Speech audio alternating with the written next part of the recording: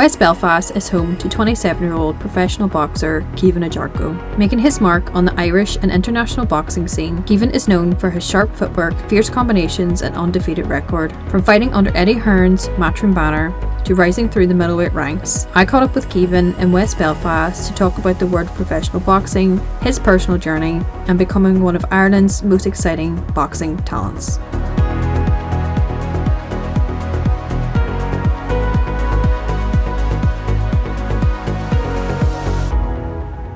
Caoimhin Agyarko, welcome. Thanks for having me. How are you? I'm good, thanks. Yeah, I'm not too bad. I really appreciate you meeting me today and doing this. No problem at all. So we are in West Belfast in the Falls Park. Yep.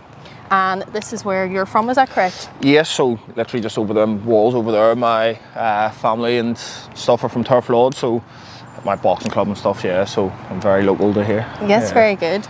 And you weren't born here, were you? No, so you were born... No, I was born in London, Croydon, so I lived there until I was like 7, 8, and then I moved to Belfast, and I've lived here ever since, yeah. All right. Tell me a little bit about living in London then. What age did you move when you moved here? So I moved here when I was about 7, 8, I think, so I was very young. I still have vivid memories of London. Obviously it was... Just had a normal childhood in London. A lot of my family live over there. My dad's obviously lives there and stuff. So, yeah, just obviously went to school in London, primary school, and did a bit of football and stuff growing up over there, but wasn't any boxing or anything like that. All right. And what made you make the move over here then? My mum's from West Belfast, obviously, so she just wanted to move back. And yeah, we had previously moved to Ballycastle, I think a year or two before, and then moved back to London and then moved here, so it was a bit of moving them back and forth, but we kind of always we near enough lived here anyway, because we were always overseeing like my granny and family over here, and I just think my mum thought it would probably be more beneficial to be back home closer to family and stuff, so. Yeah, fair. And then so you moved here when you were roughly about 10, did you say? 7, 8. 7, 8, sorry. So what was that like then? Was that a big transition? Because you're come from London to here, like? Yeah, it was a big transition because obviously it wasn't too long before that obviously the peace treaty and Good Friday Agreement and stuff had began, and like free mixed race kids moving to the heart of West Belfast was very strange because obviously we had London accents. There was no black or mixed race families in Belfast really at the time. So yeah, it was different. People like learning a different, I don't want to say language, but obviously like lingo, and it's very hard to understand people from Belfast. Even me now, like full Belfast accent, and people struggle to understand me. So it was different, and obviously kind of felt like outsiders a bit, but everyone kind of knew our family, and it wasn't long before we started to fit in and stuff. So yeah, it was good growing up. I literally grew up in St James's. Well, I moved to St James's. Obviously, my family was from Turf Lodge, but moved to St James's, which is just down there. So very good. So yeah, it was different culturally, but it wasn't too long till we started to fit in and stuff. And then, so your career right now, you are a professional boxer. So tell me a little bit about how you got into that then. Yeah, so I started boxing when we moved to Belfast. So, like I said, I was 7, 8. My uncle used to box for Holy Trinity Boxing Club, which is facing my granny's house in Turf Lodge, and my mum just brought me and my brother over just to show us where my uncle boxed, and there was no real intentions on us like, right, you're here to start boxing or join boxing. It was literally just show where my uncle boxed, and yeah, I just fell in love with it. I put a pair of gloves on and I haven't looked back 20 years later. Before turning professional, Caoimhin was a force in the amateur boxing world. He won 6 Irish national titles, including the prestigious Irish Elite Championship in 2018, and proudly represented Ireland at European and world level. Fighting out of Holy Trinity Boxing Club in West Belfast, his time as an amateur laid the foundation, building sharp technique, international experience, and an undefeated mentality carried him into the professional ranks. Had a good amateur career. I've always loved boxing. I think with boxing, I always kind of gave me that purpose, and I found my purpose in boxing. From a young age, I realised I was good at it, and it kept me off the streets. I was kind of a hot-headed kid, so I was able to kind of channel all that anger that I had growing up in the boxing gym and stuff like that. So it did benefit me, and yeah, like I say, 20 years later, I've not looked back, and now I'm a professional boxer. And where do you think that anger came from? I'm not too sure. I was just always an angry kid, just always hot-headed, no patience, stuff like that. So boxing was great for me to be able to let my frustration out in the gym, whether I had problems going on at home or not enjoying school or anything like that. Whatever frustrations I had, I was able to take it out in the boxing ring. So it was a sport that's always benefited me in a way. So what age did you turn professional then? I think I was 21. What age now? 2018, 27. 27, yeah. And so what was your career like before that then?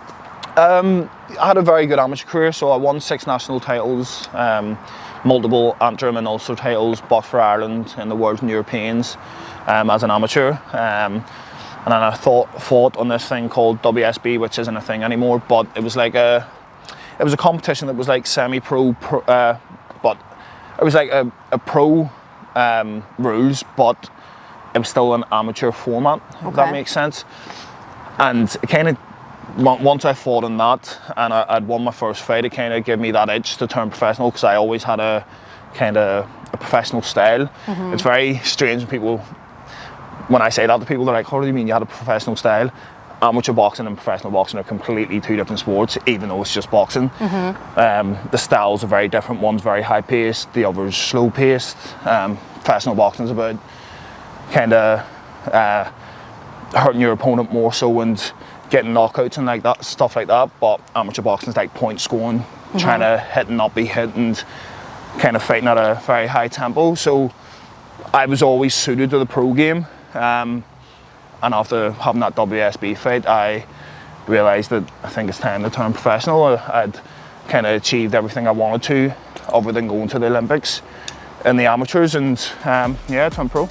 When I interviewed Caoimhin, he had 15 wins and 0 losses, an undefeated force making waves in the professional boxing world. Since then, he has added 3 more impressive wins, bringing his record to 18. Signed with Matchroom Boxing, Caoimhin has continued to rise through the middleweight division, combining technical skill with relentless pressure and proving himself as one of Ireland's most exciting talents.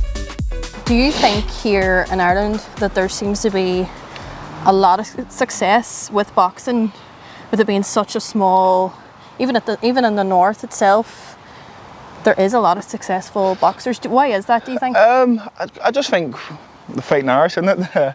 I think growing up in Ireland, there's only kind of 2 sports to play, which is Gaelic and hurling, and then boxing. A lot of people are brought up either in an Irish sport or boxing. We've always just been fighters, so I think that's where the success comes from.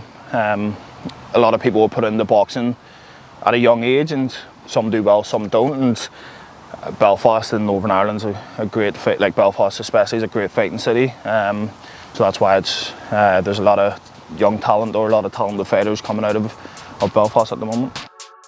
Caoimhin turned professional in 2018, signing with Freddie Warren's Queensberry Promotions, where he began building his undefeated record.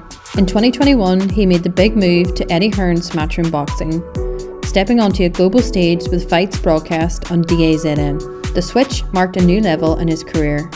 More exposure, tougher opponents, and bigger nights. Whenever you signed your professional contract, how did that come about and what did it look like then? So anyone can really turn professional. The hardest thing about turning professional is being signed with a promoter. So if you can become a professional boxer, but won't necessarily mean you'll do well, because you have to have the backing. Thankfully for me, I had a great amateur career, so I had so much experience, and I'd won a lot of national titles, fought internationally, and that's a good starting place for turning professional, to gain as much experience in the amateurs to then transition to a professional. And thankfully for me, like I said, I had a great amateur career, and a promoter called Frank Warren had heard of me and was interested in signing me, and we had a chat, and obviously I signed a promotional deal with them. And so there's different ways to go about it. You can just be a professional boxer with a manager, but to really succeed, I don't want to say the easier way, but the easiest way to succeed in boxing is to have the backing of a promoter. And that's obviously promote hype around fights, and it's a lot of like social media based now too, isn't it? Like? Yeah, nowadays boxing isn't a sport, it's a business and entertainment, which is the downfall. But yeah, I think like it's not hard to turn professional, obviously, like I said, but promoters' job is to promote you to their best ability, to get you the fights, and the promoters are the ones that have the big TV deals. Like you've got Eddie Hearn, who has DAZN, you've got Ben Shalom and Boxer, who have Sky Sports, and then Frank Warren, who's got TNT Sports. So you really want to be fighting on TV, so you want to be with one of them promoters so that you're broadcasted on TV around the world, and get more recognition and more publicity. So yeah, that's he's who you're with right now. I was with Frank Warren when I signed. I was with them for 3 years, and then I signed with Eddie Hearn and Matchroom. I was with them for 2.5 years. I'm just currently out of my deal with them, and so we're kind of weighing up the options and seeing. You're on the market then. Yeah, I'm on the market. I'm a free agent. Free agent. If any promoters out there want to promote me, but yeah, so we're kind of just weighing up our options at the moment and just seeing what's next. Well, like I was looking online and it was like something like 15 wins, was it, in a row or something? Yeah, like that is crazy. Like.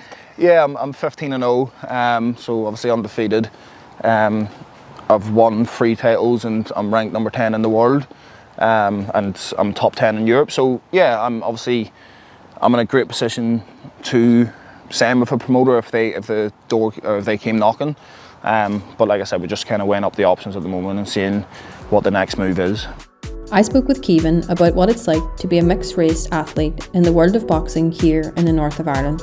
While Ireland has a proud boxing tradition, there have been very few mixed-race Irish boxers who have reached Caoimhin's level of success, making his journey all the more significant. I think boxing is probably one of the only sports where you don't see racism or anything like that. You're not judged, you're not an outsider or an outcast. In boxing, it's like a big community, a big family, and no matter what, whether you box for a different club or anything like that, you never ever see racism or your race brought into boxing. So I never faced anything like that, or I was never made to feel different growing up in boxing, which is a good thing. It's like boxing gyms welcome anybody from the community, from all mixtures of life, do you know what I mean? Whether it's skin colour, culture or whatever, and you're just made to feel like everyone's equal. So yeah, I never really faced anything or was made to feel different in boxing.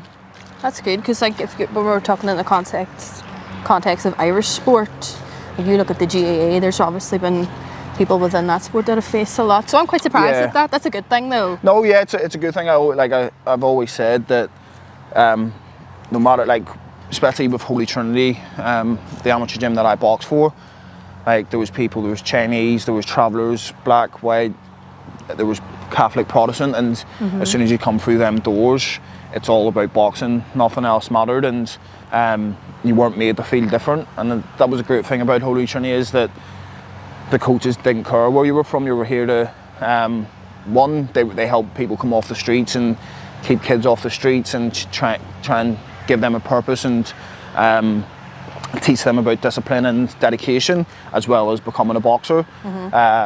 So yeah, that was a great thing about Holy Trinity, that no one was made to feel different. You're here to box, and no matter what colour you are, no matter what race or kind of religion you are, it's just about boxing.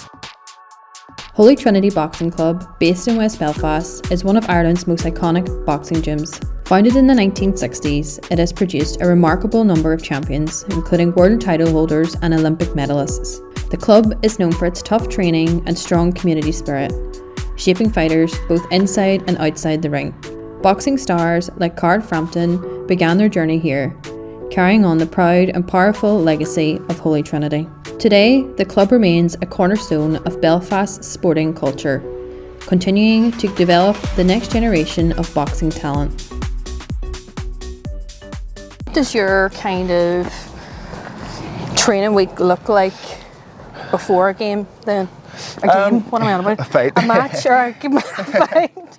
My head's so yeah, I train kind of 10 to 12 weeks before fight. This is actually my granny's house. Oh, no way. So it's literally facing the boxing club. That's mental.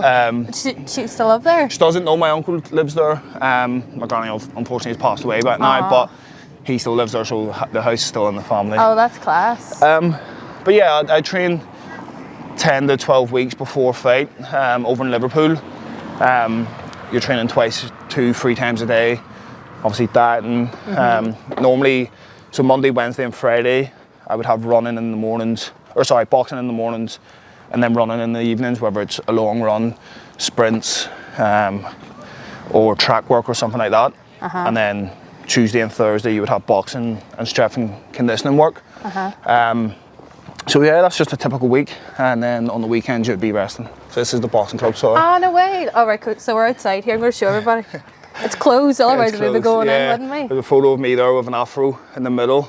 Oh yeah. Look at that. I think there's a couple more photos up here. So I don't think I've been up here before. So what's that? What part of the West is this? What did you say? Turf Lodge. This is the bottom of Turf Lodge? Yeah, this is the bottom of Turf Lodge. If you go on up there, that would be the thing. There you go. So there's a couple more photos. Absolutely, they've done me so dirty with these photos. Oh my God, look at that. Your horizon all I know, closed, have a big mad afro. Hold on, I'm going to see if I can turn this around. Yeah, I've got a big afro. There's one photo of me when I was just a kid. Oh, yeah. Oh, you really are their favourite. Like, you're on it like 4 or 5 times. Yeah, so I was just a kid fighting in a club show. Very good. So I completely lost my bearings here. Like, I can't believe we've come up that way. So yeah, this is obviously Turf Lodge. I boxed with my amateur gym for 14 years. Caoimhin's journey hasn't been without its challenges. In 2016, he survived a serious stabbing attack, an experience that could have ended his boxing career before it began. During our conversation, he talked openly about that night, how it tested his resilience, and the impact it had on his life and his mindset, both inside and outside of the ring. Big, pivotal, if you want to say, moment in your life was the incident of you being stabbed, which is mental. So can you tell me a little bit about what happened there?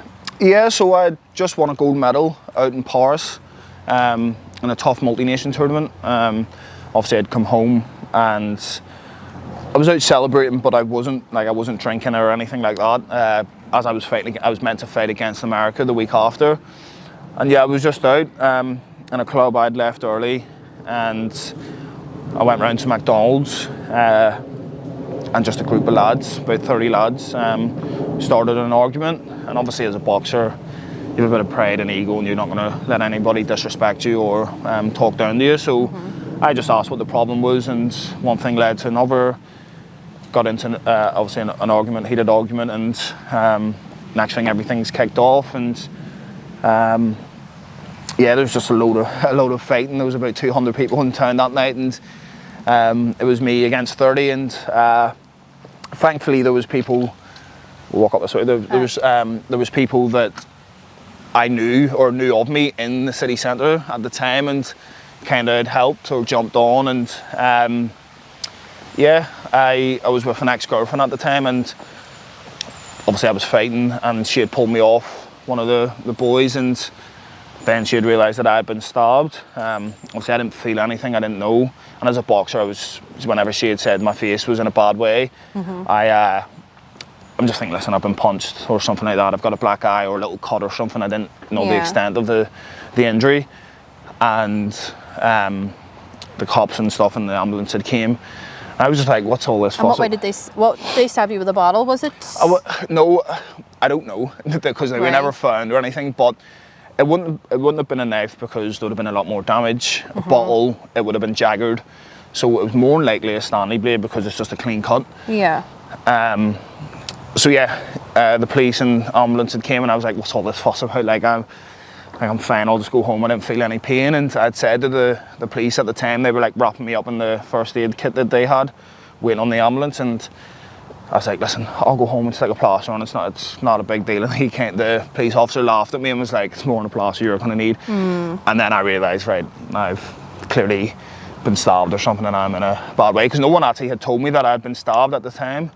Until like the ambulance and stuff came. I didn't even ask any questions because I didn't feel any pain. But then I looked down and like I was covered in blood and whatnot, and had realised. But yeah, very difficult time in my life.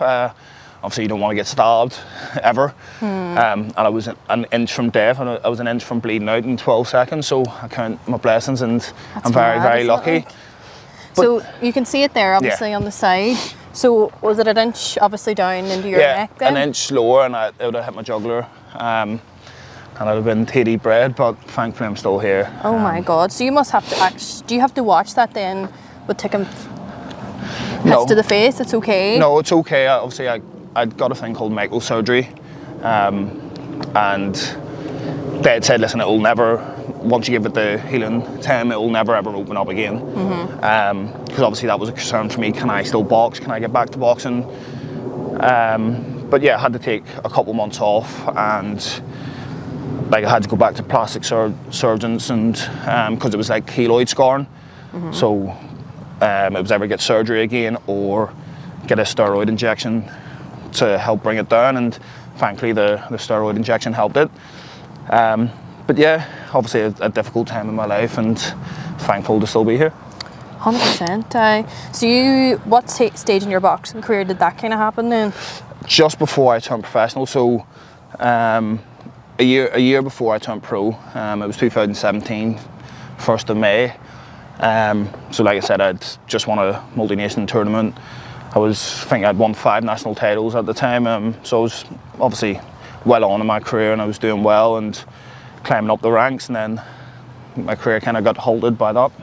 That's mad, isn't it? Yeah, it's crazy. It's crazy how things happen. Not that it's a traumatic thing to go through, but like things happen for reasons too, don't they? Like? I'm a strong believer that everything happens for a reason, and I kind of took away from being stabbed that if I wanted to achieve something in boxing, that to give it my all and live with no regrets, because tomorrow's never promised, and you never know what can happen. So I kind of flipped it into a positive, even though I struggled mentally after it and went through some dark times. I obviously come out the other end of that and turned it into a positive, and realised that, listen, I want to achieve great things in boxing, and not to let that kind of halt my career, but motivate me to achieve what I want to achieve in boxing. And what way did it affect you then?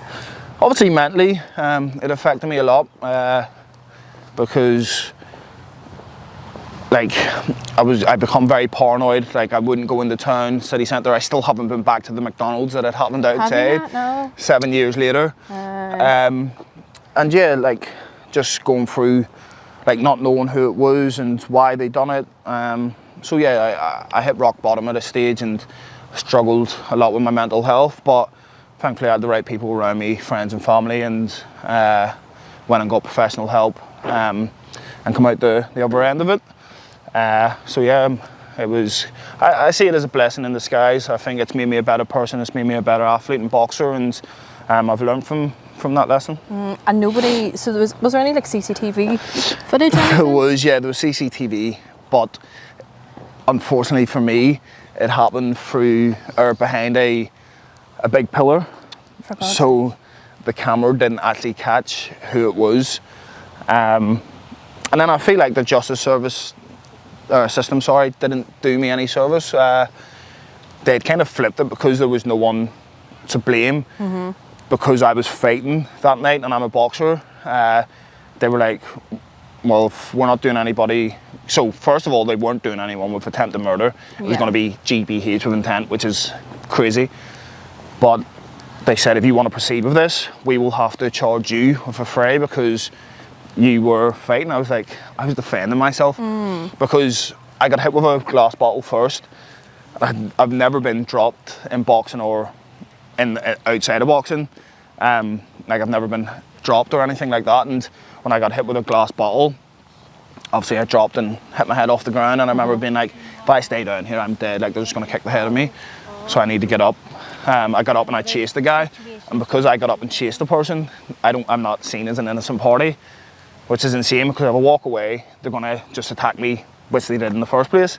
But if I defend myself, I'm not an innocent party. So yeah, I felt like the justice system didn't do their job, and yeah, I'm obviously had to live with that and live with nobody facing the consequences of near taking somebody's life. And It's very tough, but I'm just thankful that I'm still here today. That is mad, isn't Crazy. it? Like, it's crazy. it really is.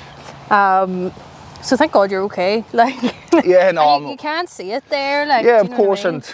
and obviously, somebody who cares about their appearance. I struggled mentally. Like, now I've got a big scar on my face. People are going to have a judgment on me that, like, he's clearly did something wrong. Like, for where I'm from in London, people would get this for being like a rat or like breaking into houses or something like that. So I was always like, I didn't want to go out. I started to grow a beard because of it, to try and hide it and stuff. So it changed my appearance a lot. It changed me mentally, and like I said, it was a tough time in my life, but I come out the other side of it. Well, thank God. Thank God, yeah. Talking to Caoimhin, I was eager to find out how he got his nickname Black Thunder and what the name meant to him. For so many people within the boxing world, the walkout song is often crucial. I was able to find out why Caoimhin chose his and the reason why it gets him hyped before a fight. Like, what's your song that you pick when you walk out? Oh, so it's always been different. Like, for a lot of my early fights, it was Biggie Smalls' Juicy. Yes. Like, I would come out to like Thunder. Obviously, I'm called Black Thunder. Yeah. So it would be like Thunder, and then it would kick into Biggie Smalls' Juicy. But my last 3 fights have been back home, so I've come out to Zombies by Cranberries. Oh, very good. Yeah. So come out to Zombies, and then it kicks into Zombie Nation. All right, I love Like, that tune. I love that tune. It's one where like the Irish crowd can kind of sing, and Yeah. then everybody can kind of just rave at Zombie Nation. So yeah, I don't know whether it will change, but for now it's going to be Zombies and the Zombie Nation. Oh, that's very good. So what's your favourite part then, let's say, other than the music choice that you get to make? I think that ring walk, there's no feeling like the ring walk.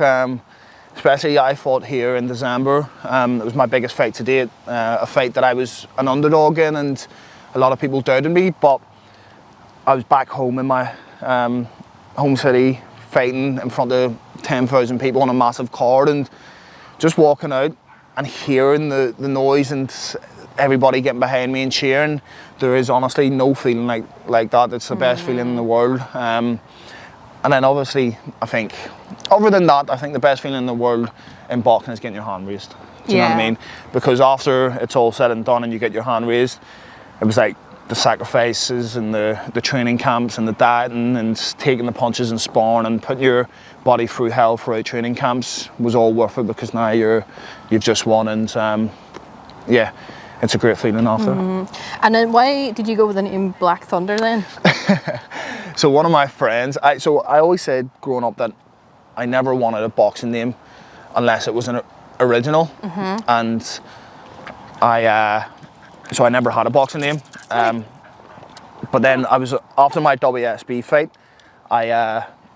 one of me and my friends went out to the Devonish and we got silly drunk, and for some reason, I think it was because I fought for the Italian Thunders. So in the WSB, the format was that you'd be drafted for a different country. Right. You could still be drafted for your own country, but you'll be drafted for a different country. And I was drafted for the Italian Thunders.